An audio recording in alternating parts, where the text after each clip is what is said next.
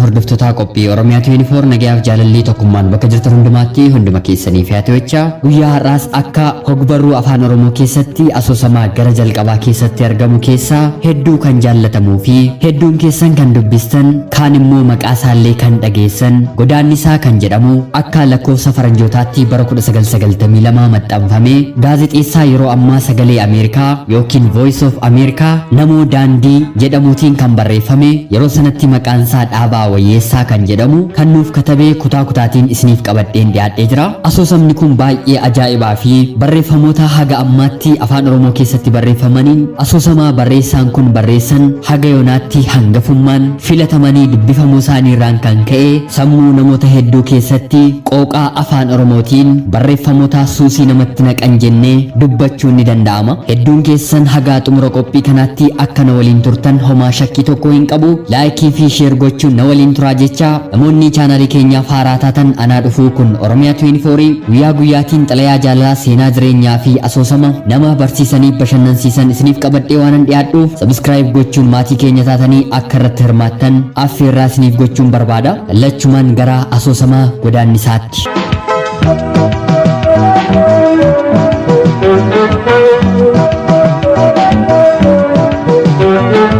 Asoosama godaannisaa barreessaan Dhaabaa Wayyeessaa kutaa tokkoffaa.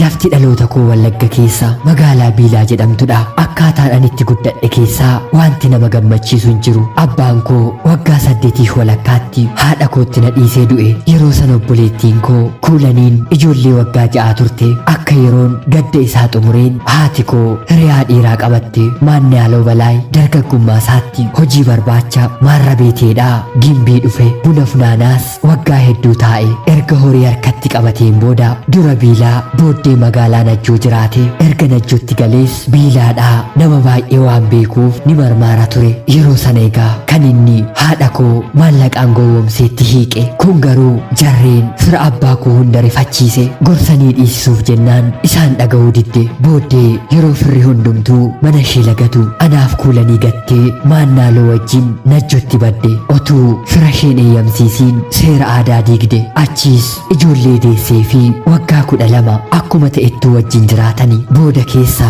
mannaaloon yoo horiin harkatti baay'atu dhugee machaa'uu jalqabe. Haadha koo wajjin wal gooluunis ni eegale. Anii fi obboleettiin koo waggaa 10f mana wasiila keenyaa wajjin jiraanne. Booda isheen haadha manaa wasiila keenyaa wajjin walii galuu dadhabdee haadha keenya bira Najjo deemte. Yeroo xinnoo turee mannaaloon yeroo machaa'ee dhufu ishees haadha koos walitti arrabsuu, walitti rukutuu, walittis dhiituu jalqabe. Haati koo duraan otuu waan hundumaa gadi fageessitee yaadiin firoota ishee fi firoota abbaa koorraa sababa citteetti galteef rakkoo isheellee dubbachuu qaanfattee ofumaa obsite. Akkanattis yeroon osoo fuulduratti dhiibamuu gaaf tokkos akkas taate. Haati koo namoota ollaa wajjin du'a gahii baadiyyaa deemtee bulte. Maannaaloon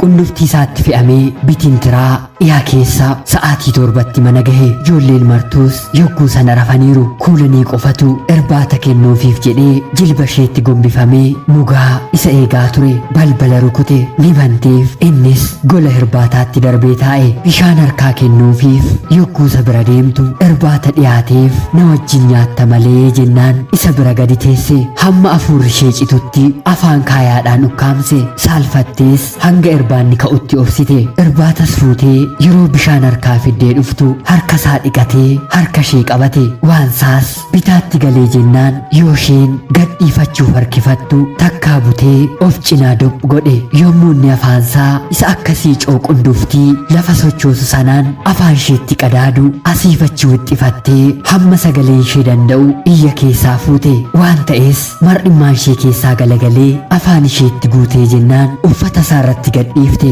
Fuula isaattis tuftee otuma wal'aansoo wal qabanii ammas caraante. Iyyi ishee fi iyyi haadha ishee kun duraan waan gurra hundumaa dhukkubseef amala isaaniiti jechuun kan kan itti birmate tokkollee hin arganne. Ijoolleen xixinnoon rafanillee yookaan nu ajjeesa jechuudhaan sodaatanii bakka ciisanitti riphanii. Kuulaliin osoo faltuu harkaa futtaafattee yoo isheen gara fuulduraatti utaaltu miilla ishee qabee jennaan takaalamtee fuula ishee lafatti rukutamte. Yoo achi kaatee tuftu ilkaan ishee fuulduraa tokko dhiigaan maramee lafa bu'e. Mannaaloon osoo kanallee argeen jedhiin ol baatee sireerra ishee buuse. Kanaan booddees fedhii isaa dhugaatiin ho'e qabbaneesse. Abbaa ormaa ta'uusaa qofa osoo hin taane bineensa seera namummaa gadhiise ta'uusaas mirkaneesse. Guyyaa xaanus haati koo manatti deebitee otuu isheen gad hin taa'iin waan ta'e hundumaa ijoolleen wal harkaa fuudhaniitti mani. Yeroo sanatti mannaaloon manan jiru ture. Silaa gurri dhagahuun diduutii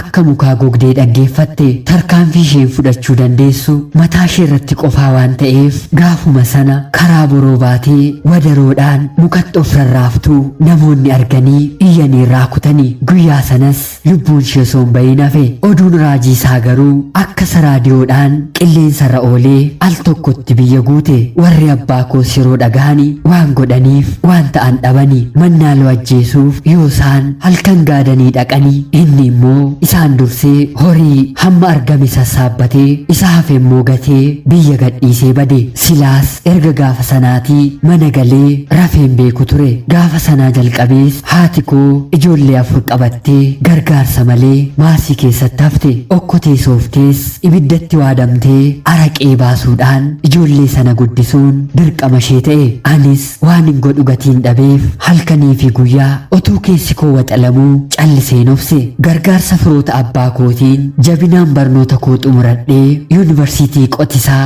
Harammayyaatti ramadamuu kooti kan ganda sanaa na baase.